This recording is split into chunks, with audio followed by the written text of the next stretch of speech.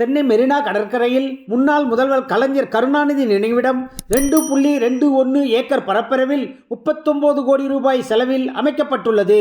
இதில் கலைஞர் உலகம் என்ற அருங்காட்சியகம், கலைஞர் கொண்டு வந்த முக்கியமான சட்டங்களின் அரசு ஆணை, வியட்நாம் மார்பிள் சுவரில் அவரது முகம், 7D தொழில்நுட்பத்தில் சிறிய திரையரங்கம் ஆகியவை அமைக்கப்பட்டுள்ளது. OPS தேர்தல் ஆணையத்திடம் இரட்டை இலை சின்னத்திற்கு உரிமை கோரப் போகிறாராம்.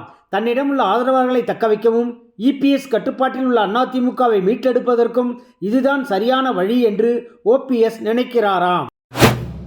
அரசு பள்ளி ஆசிரியர்கள் ஜாதிய குழுக்களாக செயல்படுவதை தடுக்கும் பொருட்டு ஆசிரியர்களிடையே ஒரு கணக்கெடுப்பை பள்ளி கல்வித்துறை துவக்கியுள்ளது. ஒரே ஜாதி, ஒரே பகுதியைச் சேர்ந்தவர்கள் ஒரே பள்ளியில் நீண்டகாலம் பணியாற்றுகின்றனரா, அவர்கள் ஜாதிய குழுவாக செயல்படுகின்றனரா போன்ற தகவல்கள் சேகரிக்கப்பட்டு வருகின்றன. இந்திய அளவில் பாரதிய ஜனதா கட்சியை எதிர்க்கும் தலித் தலைவராக தன்னை அடையாளப்படுத்தும் விதமாக விடுதலை சிறுத்தைகள் கட்சி தொல் திருமாவளவன் வருகின்ற நாடாளுமன்ற தேர்தலில் தமிழகம், கேரளா உள்ளிட்ட 5 தென் மாநிலங்களில் தனது கட்சி வேட்பாளர்கள் பானை சின்னத்தில் போட்டியிடுவார்கள் என்று தெரிவித்துள்ளார்.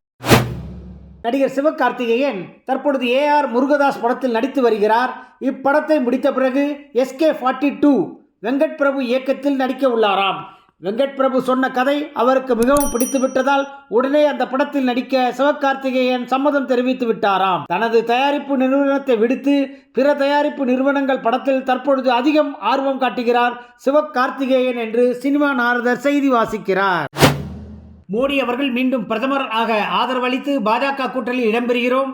3வது முறையாக பாஜக ஆட்சி அமைத்தால் பொருளாதார ரீதியாக இந்தியா உயரும். தமிழ்நாடு அரசு மக்களை ஏமாற்றி வருகிறது என்று தமிழ் மாநில காங்கிரஸ் தலைவர் GK வாசன் தெரிவித்துள்ளார். வெப்பநிலை இயல்பை விட மேலும் அதிகரிக்கும் வானிலை மையம் எச்சரிக்கை. அமைச்சர் பெரியசாமியை விடுவித்த உத்தரவு ரத்து.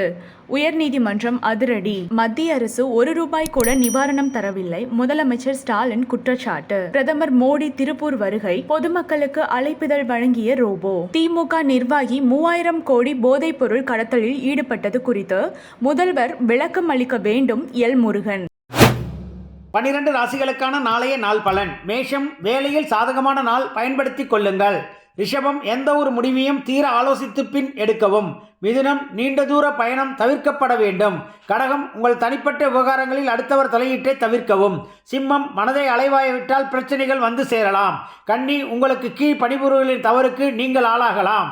துலாம், சமூக நலன் சார்ந்த நிகழ்ச்சியில் கலந்து கொள்வீர்கள். விருச்சிகம், உங்கள் பிரச்சனைகளை தீர்க்க தெய்வம்தான் துணை நிற்கும். தனுஷு, பணத்தை கையாளுவதில் மிகுந்த கவனம் தேவை. மகரம், நேரத்தை உபயோகமாக செலவிட ஆன்மீக பயணம் மேற்கொள்வீர். கும்பம், உங்கள் தாராள மனதால் இழப்புகளை சந்திக்க நேரிடும். மீனம், கஷ்ட நேரங்களில் பணம் உதவியாக இருக்கும், எனவே சேமிக்க ஆரம்பியுங்கள்.